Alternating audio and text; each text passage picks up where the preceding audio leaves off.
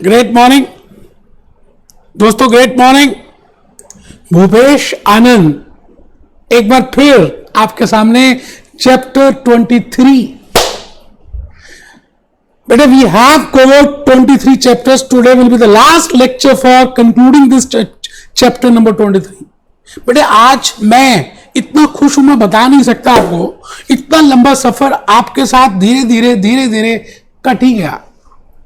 लिख दो दीवारों में, ला कलम दवात ला, हमने कर दिया F1 अकाउंटेंट इन बिजनेस। बेटे, मैंने 13 पेपर्स की रिकॉर्डिंग इसी तरह से की आपके साथ। तो आइए जल्दी से बेटे, अब हमारे पास 2 चैप्टर्स रह गए। बिल्कुल अलर्ट रहना, क्योंकि हमारा साथ अब धीरे धीरे कम हो जाएगा और आपको एग्जामिनेशन के सामने जाना होगा। तो बेटे, घबराना नहीं है, मैं आपके साथ ही रहने वाला हूं। आप रजिस्टर ओपन कर लें। Chapter 23, review and appraisal of individual performance. बेटे, पिछले 4 लेक्चर से हम यही बात डिस्कस कर रहे हैं। What is performance assessment, what is performance review, what is performance appraisal, what are the purposes of appraisal, what is the difference between assessment and appraisal, and what is the process, what are the stages involved in personal assessment, performance assessment and performance appraisal। बेटे, lecture 4 में मैंने आपको steps बताए, stages बताई, that what are those stages which are to be adopted when I say firstly we have to find out the benchmark, the criteria on the basis of which we have to appraise। Second is बेटे appraisal report बनेगी। Third is appraisal का interview होगा और fourth is action plan बनेगा। बेटे, ये 4 stages हैं और बड़ी बड़ी बातें होंगी। फिर कुछ बैरियर्स भी होंगे, उनको ओवरकम भी करेंगे। आज के इस लेक्चर में मैं आपको एक नई चीज बताने वाला हूं। अगर आज ये लेक्चर नहीं भी लेता तो चलता, लेकिन बेटे क्या करूं, प्यार है ना आपसे, तो मैं चाहता हूं कि आज 10, 12, 15 मिनट का ये लेक्चर आप ध्यान से सुने और देखें कि मैं क्या कहना चाह रहा हूं। प्लीज जल्दी से स्ट्रेट होकर बैठिए। बेटे, आज का इस लर्निंग ऑब्जेक्टिव में एक ही बात डिस्कस करनी है। Explain how the effectiveness of performance appraisal may be evaluated. How the effectiveness. आपने जब एसीसी ज्वाइन किया तो एसीसी ज्वाइन करने से पहले कहीं ना कहीं आपने रिसर्च किया, दोस्तों से पूछा, अंकल से, आंटी से, पापा से, मेंटोर्स, कहीं से भी। उसके बाद आपने ज्वाइन किया, फिर आपने कोचिंग ली, फिर आपने क्लियर किया। अज्यूम करते हैं आप एसीसी बन भी गए। तो आफ्टर एसीसी मैं अगर आपका इंटरव्यू लेने आऊं और आपसे पूछूं कि whether now you will recommend to the students, to the upcoming generation, that whether they should do ACCA, now you have the full experience। तो बेटे, that is named as evaluation of ACCA course। Similarly, हमने बड़ी बड़ी बातें की, performance appraisal की बातें की, उसके प्रोसेस की बातें की, पर्पस की बातें की, बैरियर्स की बातें की, ओवरकम कैसे करें, सब we have discussed each and everything। Now we have prepared the action plan, we have concluded it, we have taken the interviews। But सवाल आता है, we have taken the training, development, सब कुछ हुआ, तो बेटर अब now the question is whether it is worthwhile. क्या हमने जो परफॉर्मेंस अप्रेजल में अपनी एनर्जी लगाई, अपनी कॉस्ट लगाई, क्या बेनिफिट्स भी मिले? Whether it is worthwhile to have that. So that evaluation को आज हम डिस्कस करने वाले हैं। बेटे, बड़ा ही छोटा सा और बड़ा ही प्यारा सा लेक्चर है। अब आपको किसी भी चीज को इवेल्युएट करना है, जैसे एसीसीए को इवेल्युएट करना है, आपने क्लियर कर लिया, सब कुछ हो गया कि भाई एसीसीए में आपने गूगल ड्राइव के भूपेश आनंद के लेक्चर्स लिए, तो कितनी कॉस्ट लगी, एग्जामिनेशन फीस कितनी पे की, रजिस्ट्रेशन कितनी पे की, एनुअल अमाउंट कितना पे किया, and this much is the cost which you have incurred and this much is the revenue which you are getting as an honorarium, as a trainee, in the beginning from that big 4। तो आप क्या करेंगे, cost और benefit analysis निकालना start कर देंगे, जबकि ACC में बेनिफिट आपको लॉन्गर मिलने वाला है। I am just giving you an example just to understand. Similarly a person who is doing performance appraisal, एक ऑर्गेनाइजेशन बड़ा ध्यान देती है, Infosys, on performance appraisal, on training and development programs, on appraising it, on a report, on preparing the appraisal report, on having interviews। इतना ताम धाम किया बेटे हमने। सवाल आता है कि क्या ये वर्थवाइल था इतना कुछ करना? It means how much is the cost involve in whole. इस पूरे में क्या कॉस्ट लग गई? और इससे बेनिफिट क्या हुआ बेटे? This is the real evaluation.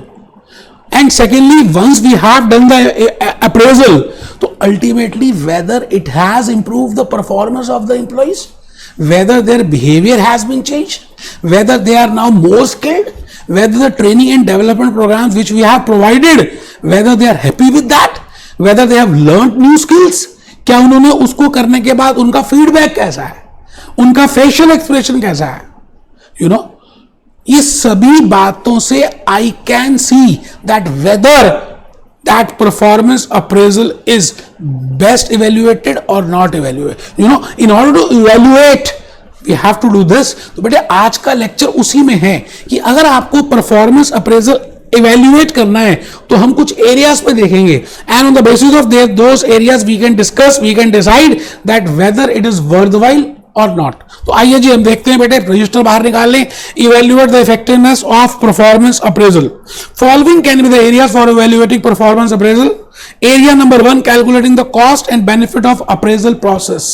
बेटे पहला एरिया इतना सिंपल है बिकॉज अगर एक परफॉर्मेंस अप्रेजल कर रहा है एक एम्प्लॉई तो बेटे organisation is paying salary to him. Free में तो कोई करेगा नहीं. कॉस्ट लग रही है, ट्रेनिंग की कॉस्ट लग रही है, डेवलपमेंट कॉस्ट लग रही है, अप्रेजल रिपोर्ट बन रही है, अप्रेजल टाइम इज मनी. और बेटे टाइम लग रहा है, it means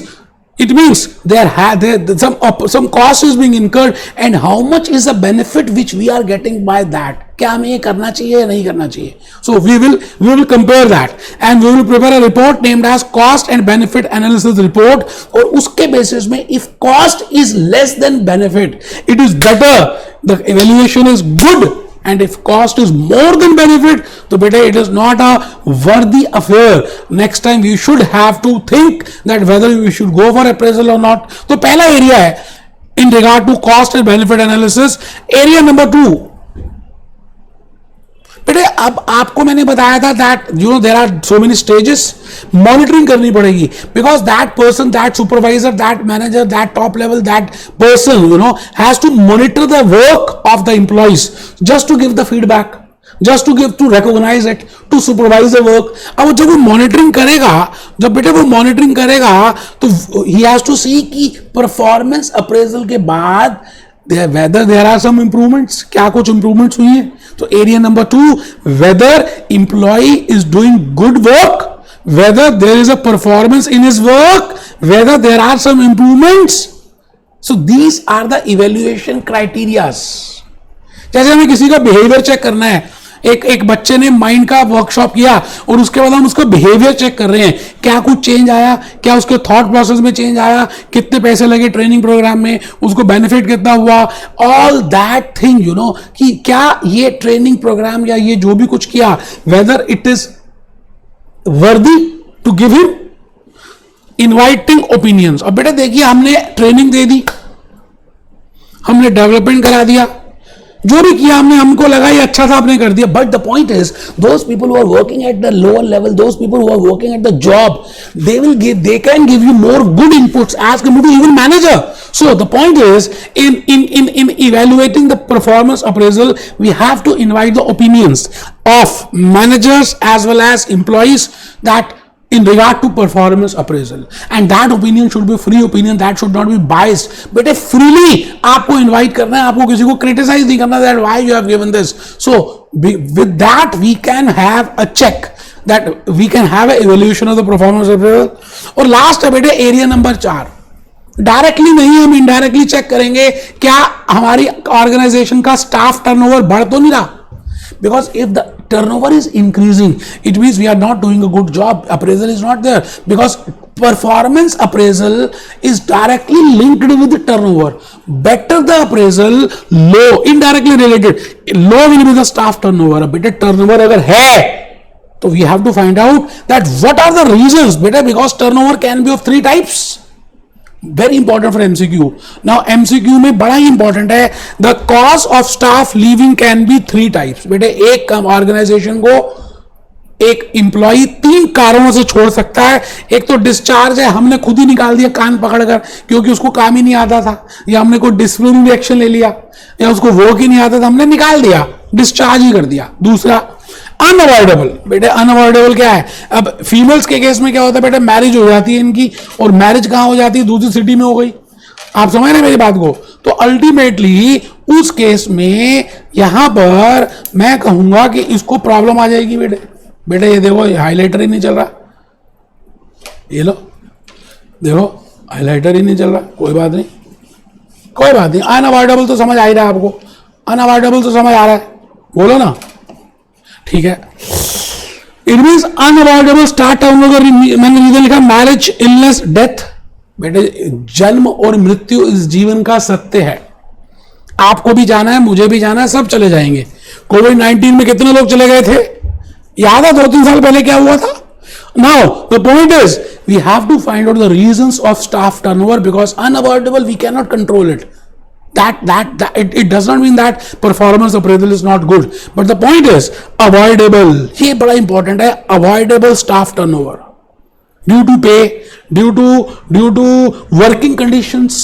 Now it means there is a point of doubt. Now we have to think that if there is an increase in staff turnover, now it is due to which reason? तो बेटे हम क्या कर रहे हैं? Evaluation कर रहे हैं। हमने परफॉर्मेंस अप्रेजल का चैप्टर क्लोज कर दिया।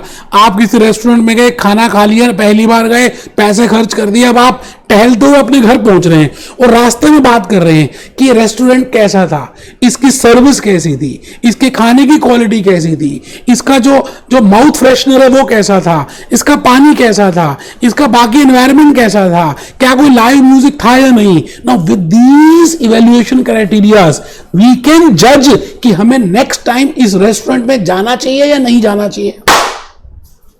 क्या बढ़िया एग्जांपल दिया बेटे। सो मैं आ रहा हूं बेटे आपको लास्ट पॉइंट आपके चैप्टर से ही बताने के लिए। आइए एक बार हम देखें, ये मैंने आपकी कैप्लॉन का मटेरियल निकाला और कैप्लॉन में मैंने आपके सामने एक चार्ट रख दिया है और ये चार्ट बड़ा ही अच्छा सा है।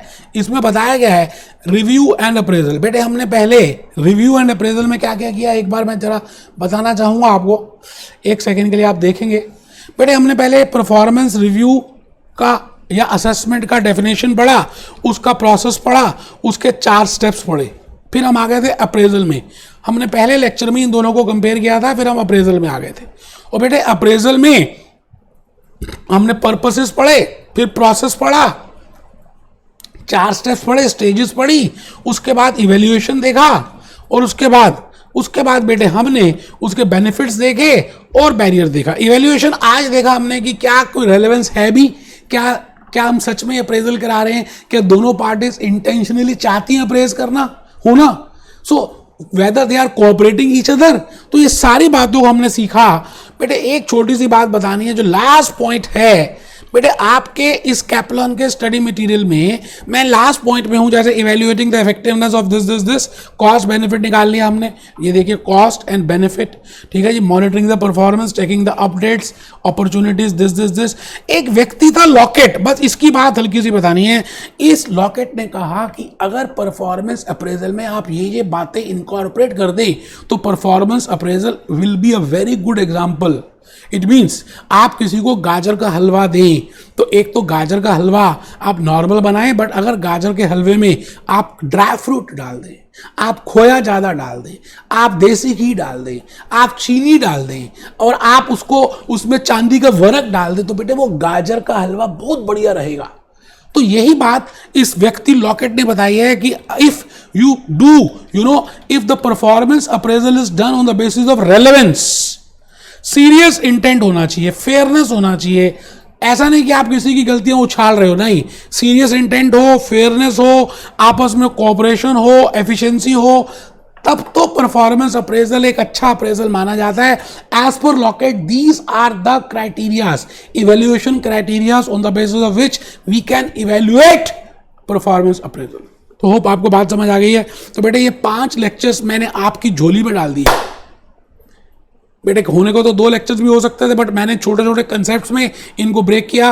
Hope you are enjoying it. 2 ही चैप्टर्स रह गए हैं, that is chapter 24 and chapter 25। उसके बाद हम F2, F3, F5, बेटे मैं तो F13 तक पेपर लेता हूं। तो आइए हम सब आज बोले, सब be happy, B jolly, B cheerful. मन से बोलना है बेटा, खाली बोलने के लिए नहीं बोलना, मन से बोलना है। Be happy, B jolly, B cheerful, be happy, B jolly, B cheerful. मिलते हैं बेटा।